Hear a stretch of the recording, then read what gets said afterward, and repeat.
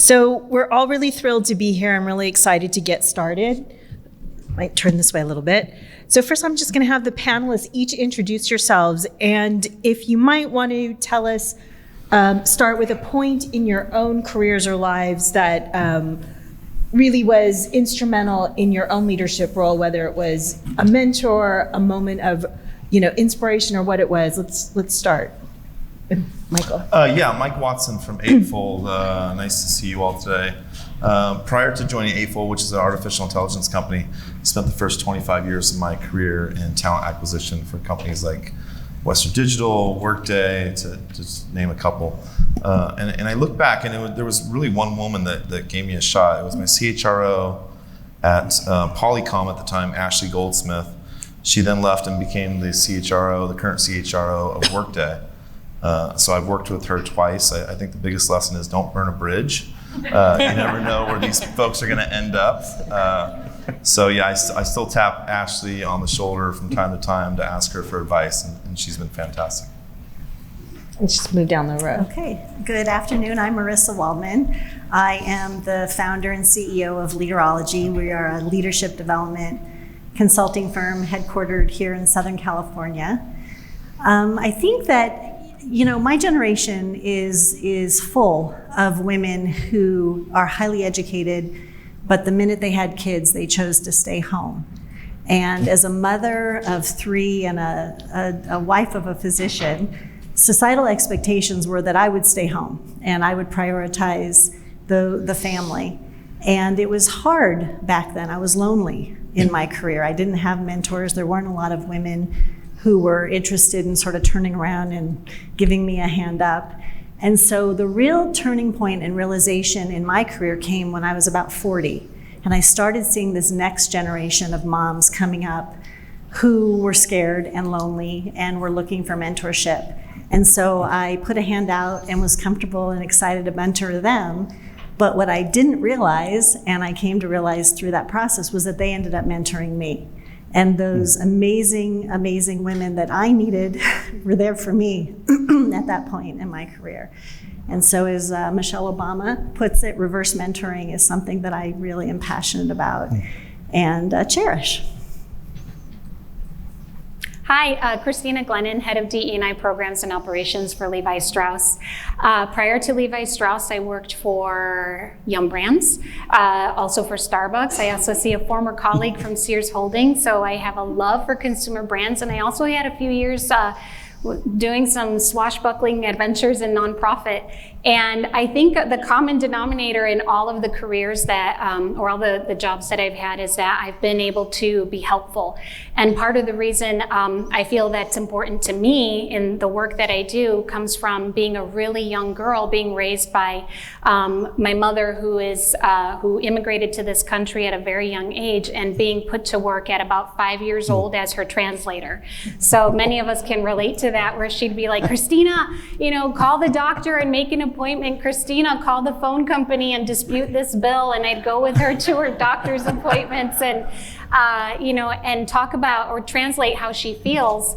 And so from a very young age, she made an advocate out of me. And so I've been able to carry that value throughout my career. And it's so important to me. And I thank her for making me dispute those phone bills. Thank you. Kimberly. Hi, good afternoon, everyone. My name is Kimberly Fernandez, and I'm the Vice President of Learning and Organizational Development at the wonderful company. So excited to be here with you.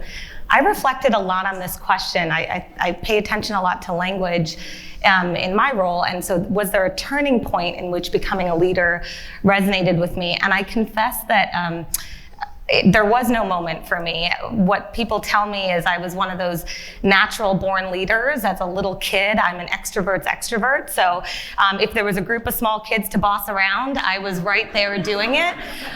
Don't worry, I learned the difference between being a boss and being bossy, I think.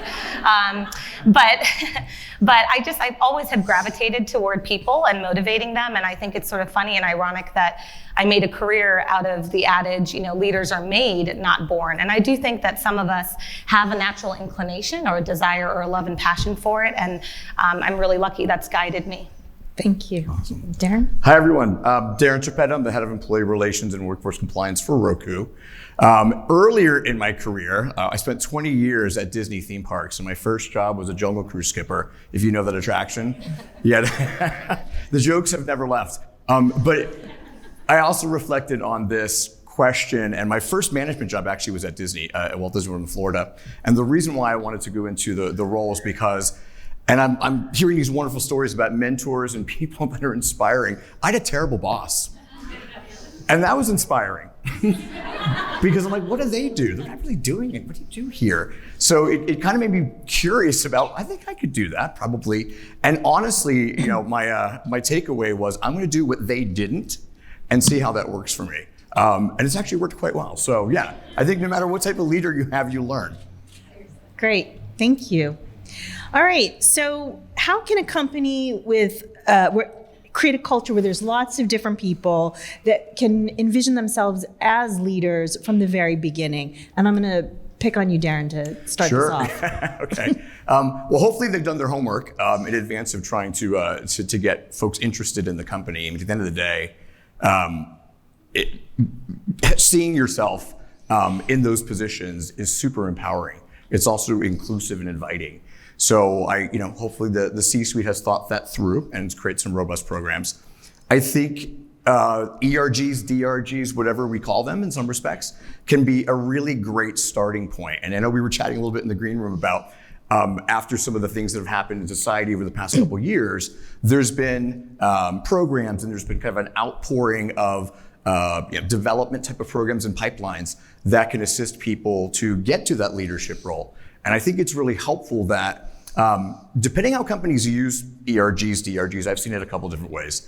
Some companies actually lean on their DRGs or ERGs as part of their business. So if they're, again, I spent 20 years at Disney, and the ERGs were a part of, if we're making a film that has a certain, connotation or a protected classification that there's a group, let's talk to you about it. So it starts them on the path of seeing that their voice actually matters.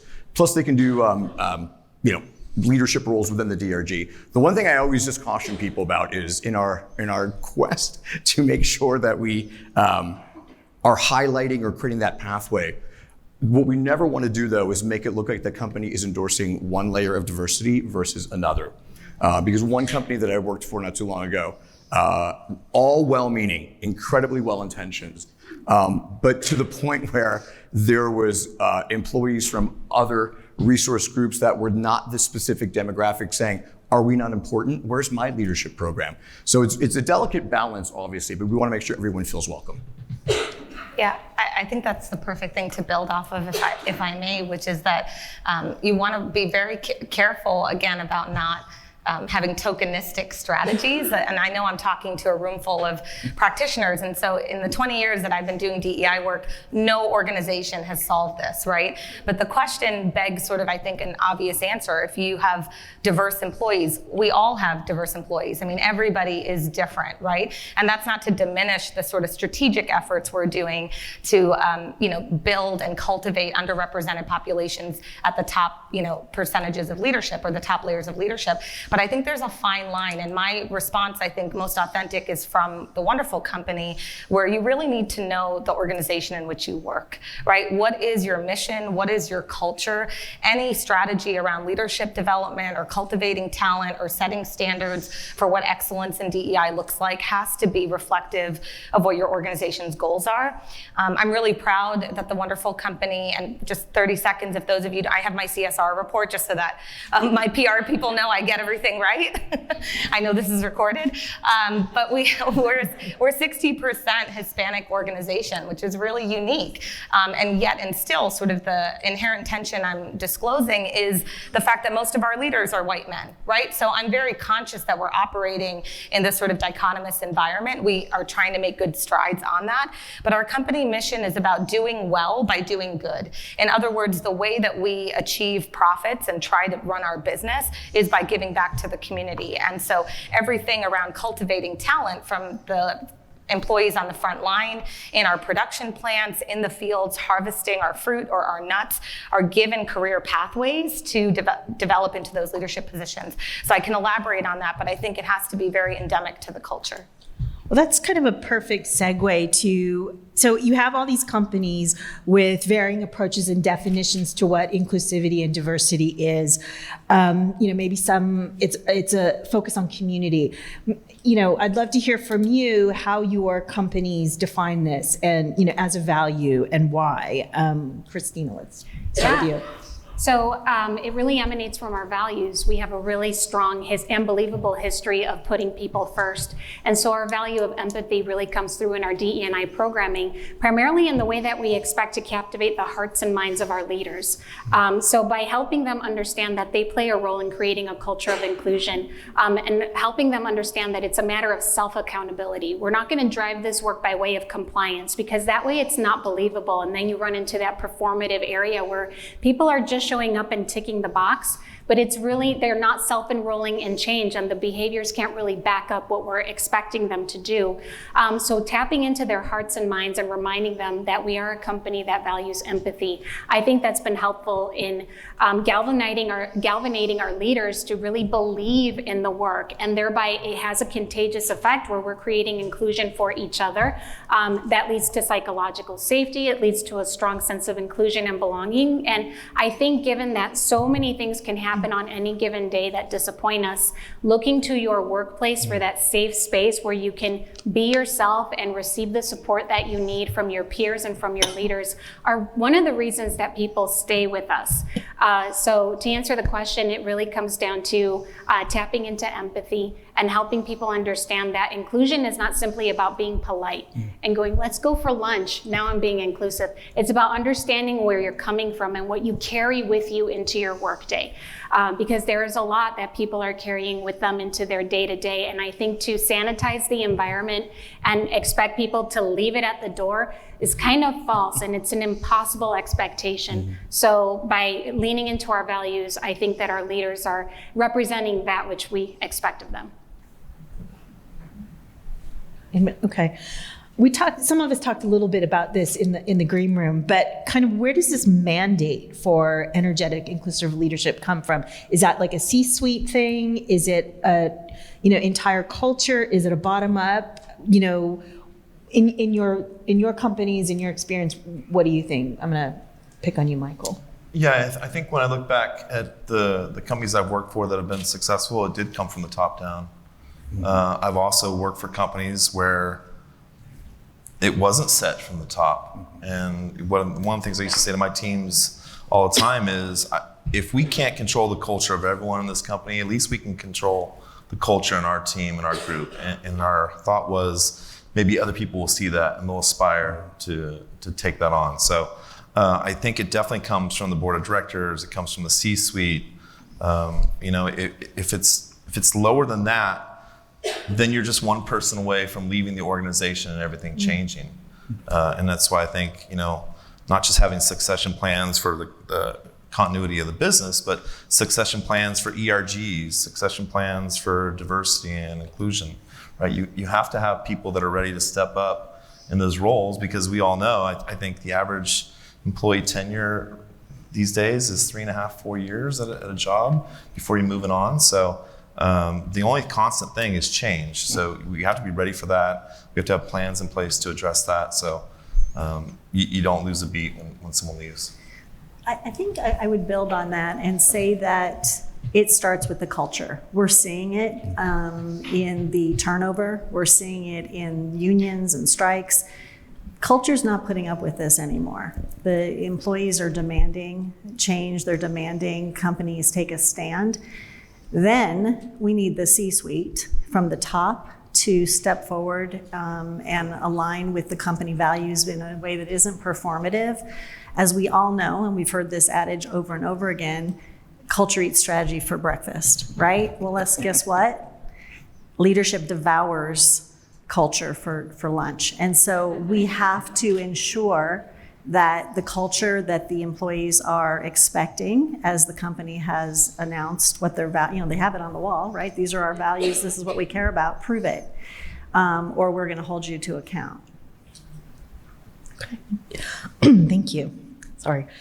So how can organizations create pathways for employee growth to ensure that they have these skills and confidence to thrive as managers? I'm going to tap Christina. Yeah. So I think avoiding a one-size-fits-all model. You have to be willing to meet people where they are. We've designed a development program based on 2 principles. First is on personalization. So making sure that you are understanding, if you are a people leader, you need to be a really great listener and understand what your employees need, what they expect, and find ways to provide that.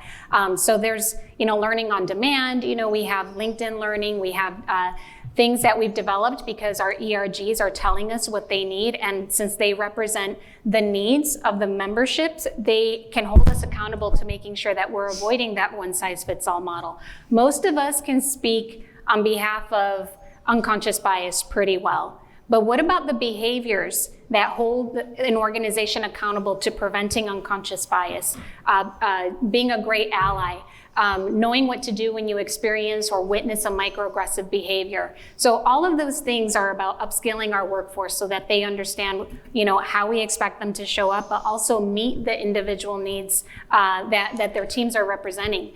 The other thing is, I think we also all have to have a common understanding around what we mean by DE&I.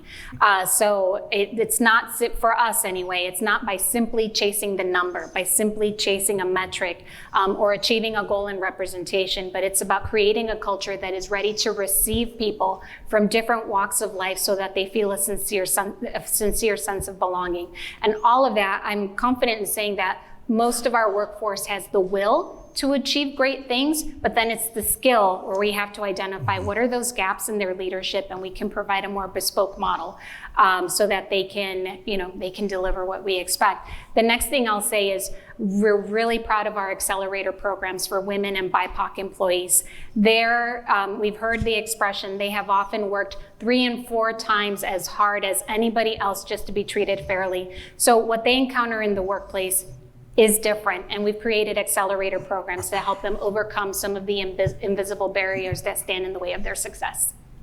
Thank you. Kimberly, did you want to add? Yeah, I'm happy to add. I really agree with Christina's premise, right? It can't be a one-size-fits-all.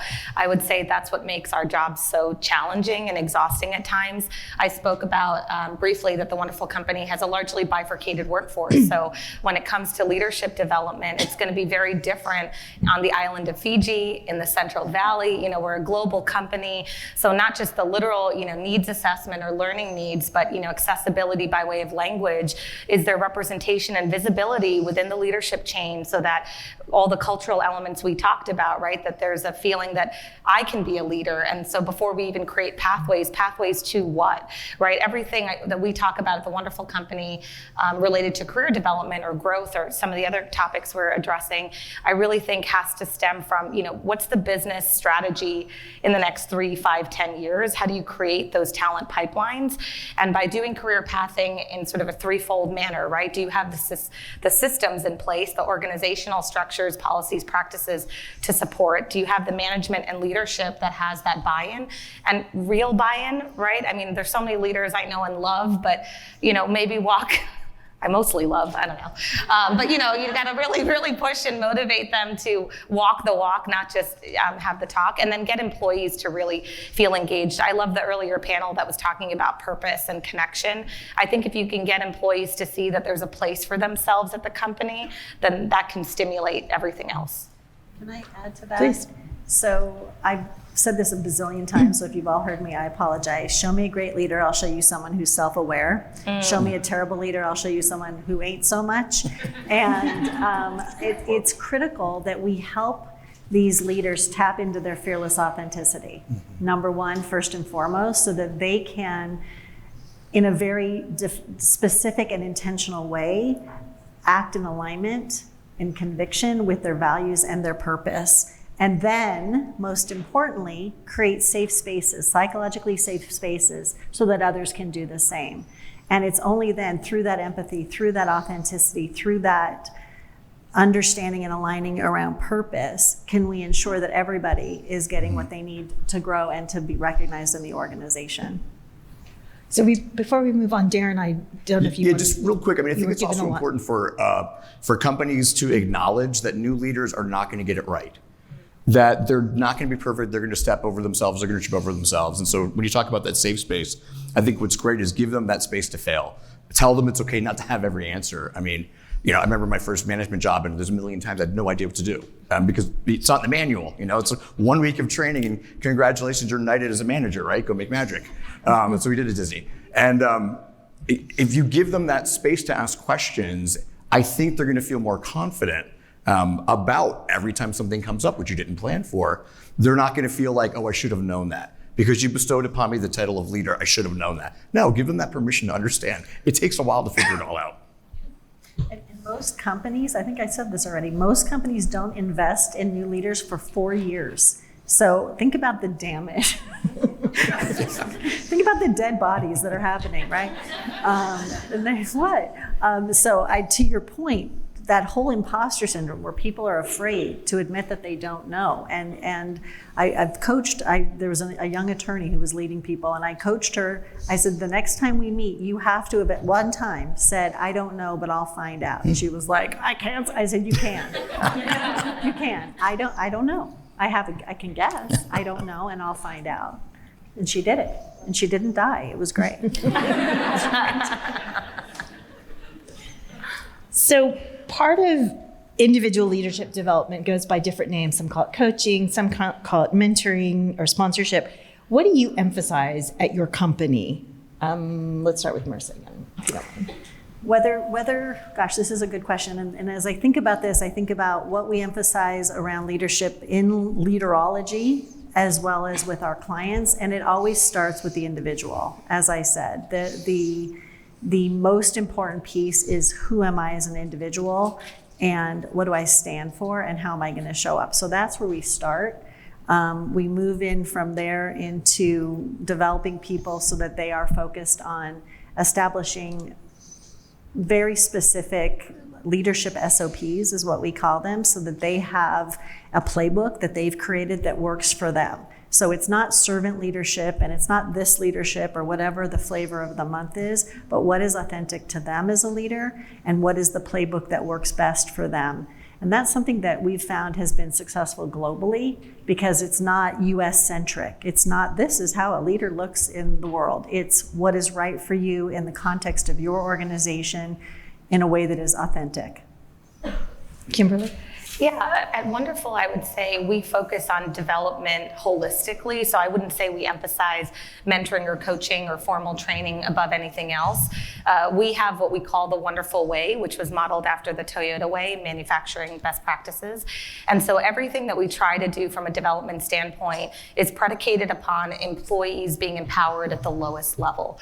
So the philosophy is, basically if you're on a production line, right, that the person closest, to the job they're doing is going to be the one best positioned to identify the problem, come up with a solution. So going back to that cultural element, I think we really try to start there where there's a development opportunity for everybody. And of course, some things are pushed down from the top, but we really encourage through this cultural element of continuous improvement and again, a bottoms up culture that if you want to move from, manufacturing to a more technical job, or if you want to become a supervisor, if you aspire to senior leadership, we even offer reverse language coaching. So not just Spanish speakers learning English, but English speakers learning Spanish and so on and so forth. And so it is very much individualized kind of optionality.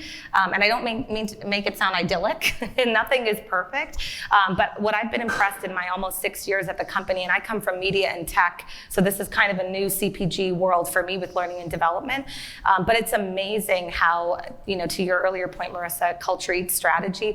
The culture is palpable. Like the employee is first, the employee knows where the issues are. And so development then is just sort of second nature, right? Well, if that's the person that's best positioned to solve the problem, give them the development they need to go make that greatest impact. And I think that's something that gives us as practitioners a lot to work from. Can I add that for organizations that have employee resource groups, please resource your resource groups and give them give them an operating budget so that they can bring some of the programs, some of those learnings, some of those keynote speakers to the communities that they represent. Development doesn't just have to depend on HR, making it a priority. Empower your ERG so they can bring that bespoke programming to their communities by way of giving them a very reasonable budget to do the good things. Bespoke programming. That's beautiful. You like that? I like that. Good, thank you. It's So not mine. before I move on, Michael, did you want to add anything? Yeah, so I agree with everyone here. I think one of the things that we can do as employers is identify the skills of successful leaders, right? And then lay out a plan for those folks to say, you're at A, you're trying to get to C, let's put a plan together so we can meet together and B, integrate your learning and management system, take some courses, get a mentor that has some of those skills you're looking for. I think that's one of the biggest things we can do when we're building out future leaders is not just say, yeah, there's opportunity here, but lay out that roadmap of like, how do I get there? Like, what skills am I missing? What do I need to do? What courses do I need to take? And where I've seen that done at real well, the culture was amazing. And where it wasn't, you had people constantly coming into your office, tendering their resignation, saying, I don't see a future for me here. If I could just jump in, sorry, Michael stimulated the thought. We all know the 70-20-10 model. And I was just thinking feedback, right? Like the best of it, like 1 month. Right? Like, I mean, the best development that our employees can get is on the job. And how do you get better at anything that you're doing is by having a feedback-rich culture. And yes, +1 to that. And also, as we continue to make progress in representation, don't deny your BIPOC employees the feedback that they deserve to do better in their careers. We find that there's a little bit of a hesitancy to provide fair feedback because you don't want to say something that can be seen as not being inclusive or unfair. It is unfair when you deny your employees what they need to know to be excellent. So please practice radical candor wherever you can. Thank you. Now I'm very curious about this next question. So social and political issues have put corporate America on the hot seat. You've got increasingly diverse workplaces that are demanding, or stakeholders and employees are demanding companies take a stand. We saw that with Disney. So my question to you is, how do companies align their corporate values with their employees and make sure that it's relevant and not just performative? Can I just add one thing Sure. to that? You said the question was, we're putting corporations on the hot seat. No, social and political issues. Social and political issues. I would say that they put themselves on the hot seat. Okay. In 2010, the Supreme Court expanded the First Amendment to essentially give the same rights that a human gets to corporate America. And what came from that, Citizens United, I heard somebody say it, was a flood of cash out of corporate America into the political system. And it impacted policies and laws that weren't necessarily in the best interest of marginalized communities, of women. Don't get me started on the women thing. And so they started it, right? And we're gonna finish it. So when they put their toe in the water and said, actually they didn't put their toe, they put their whole body in the water. And they said, here's the money, here's what we want. You don't get to then sit back and go, oh my gosh, you're expecting me to take a stand? Well, guess what? You are taking a stand. You're speaking with your dollars when you're supporting these people, and then there's gonna be an expectation coming back that you take a stand publicly. So, sorry on my soapbox. They started it, society's gonna finish it, and that's where the expectation comes from. So now, I would love to hear. So I'm gonna Snaps. I do want to weigh in. please do. So I actually appreciate these corporate purity tests that organizations are being put through. It's important to me to work for an organization that really represents the needs of the people that we employ and the communities where we live. Performative allyship is real, and you're right in everything that you said. We believe in earning the right to speak up in the areas where we have already made a difference. So And we believe a company that stands up for everything is probably standing for nothing. So we have core areas where we have invested our resources, our leadership voice, and that is in the reproductive rights of women and body autonomy, voter rights, education, and obviously making sure that we are removing systemic barriers that stand in the way of our BIPOC employees. But we know that it is very trendy in this moment to speak up every single time that the world lets us down. But we created some discipline around those moments and are making sure that we use our voice, and when we speak up, we're doing it in a way that's believable, and we have earned the right to do so. And we're continuously earning and re-earning the right. Darren, did you want to? Yeah, it's kind of an ironic question because in my former life, employee relations at Disney, I covered Reedy Creek Improvement District. I was their leader for ER, which is, if you know, is kind of what's going on in Florida with the self-governing district that Disney had. I think my mic went off, and I'm very loud. Don't worry about it. And so that whole situation, so it's really tough. It is, right? Because in that scenario, if you remember watching it or tracking it, the then CEO Bob Chapek did not want to get involved. Wanted to take a neutral stance, and was pressured to do so by the employees, by the cast members, with obviously some interesting ramifications, right?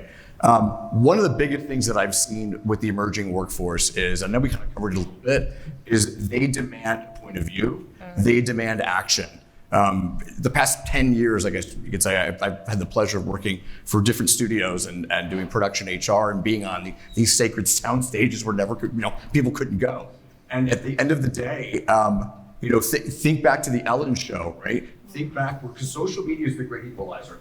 It's one of these situations where if the studio or the company or someone doesn't do what they want, the outcome that they want, they're going to, kind of post it, so to speak. And it might, jump into an investigation and lead to different things. But all I can say is, and I'm actually thrilled about it, because there's behaviors that have been in the workplace for years that should never have been allowed to happen.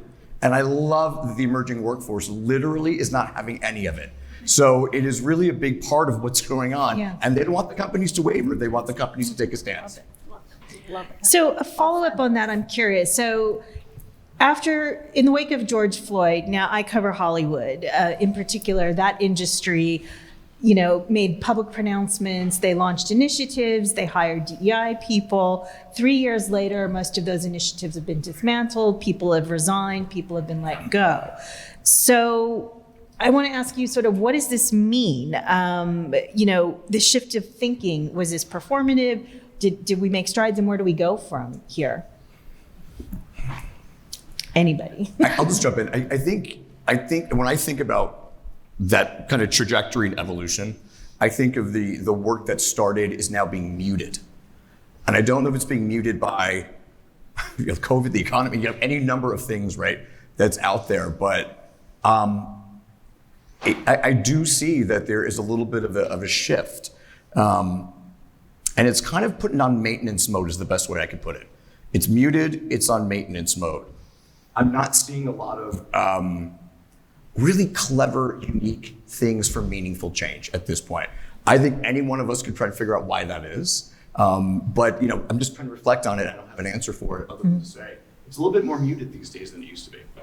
Yeah, I think a lot of the things that we saw in 2020 post the George Floyd murder was reactionary. And it's hard to sustain that level of public outrage, right? I mean, I think we've probably struggled with it in our personal lives. We talked earlier about different kinds of fatigue. Many of us maybe have DEI strategy fatigue, right? It takes a lot of personal energy and commitment on behalf of a lot of people to make meaningful, sustainable change. And so I think my response to your characterization, which I think is accurate, is it was under false pretenses, right? It was just sort of pandering to the public and some of what the workforce wanted. I think companies that are making strides in an enduring way are doing it slowly and less publicly. I would put my company in that position.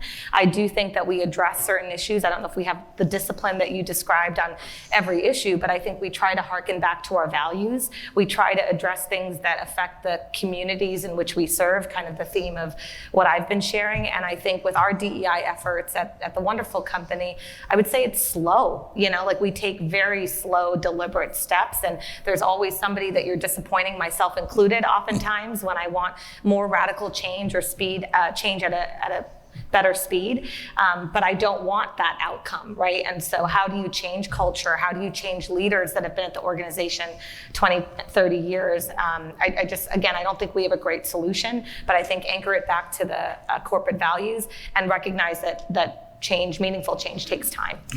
I think that also some of my clients, for example, are like, we are not a DEIB firm, we're a leadership development firm, but all of our leadership development training has DEIB premises and positions woven throughout, because if you are a great leader, you are inclusive. If you are a great leader, you do embrace diversity.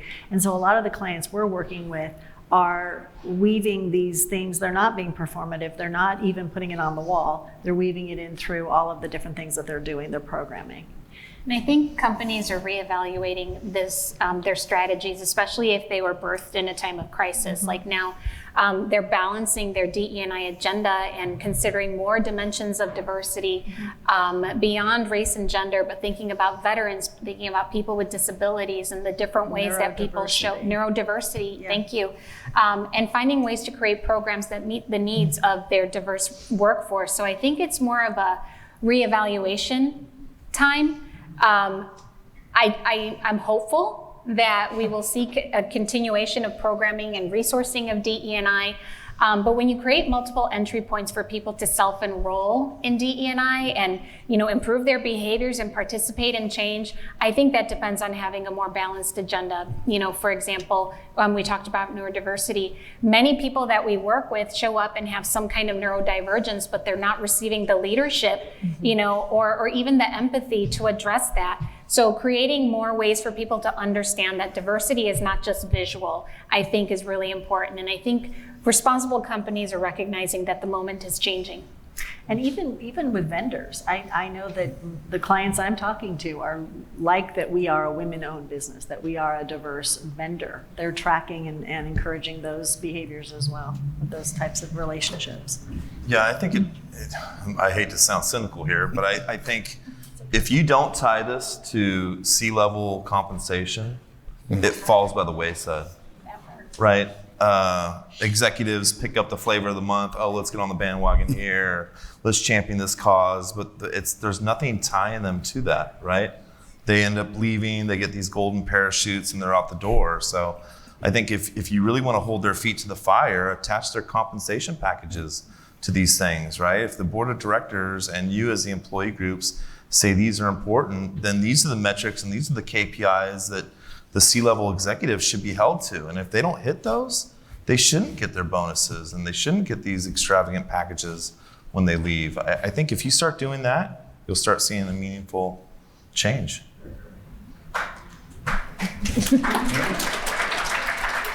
So we literally have a minute and 30 seconds left. So I'll ask a quick question and anybody wants to pick it up. And thank you.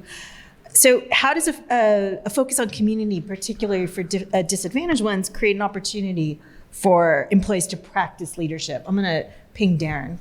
Well, especially if the companies get involved in those communities, then even folks who might not have a leadership title in the company can assume leadership responsibilities and actually learn how to be a mentor. And it's incredibly rewarding, right? When you start to light that pathway up for that group that probably wouldn't necessarily have the same pathway. So there's a bunch of, I think, ways in which almost indirect leadership training based on getting involved in that. Okay.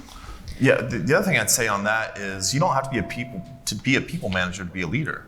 I know plenty of individual contributors that are leaders. They lead by example. They lead by the quality of their work. So if your organization is only looking for your leaders to provide these examples, I think your definition of leadership needs to be changed. I think you need to make sure your entire workforce knows that everyone in this organization can be a leader, right? From the assembly worker up to the C-level suite.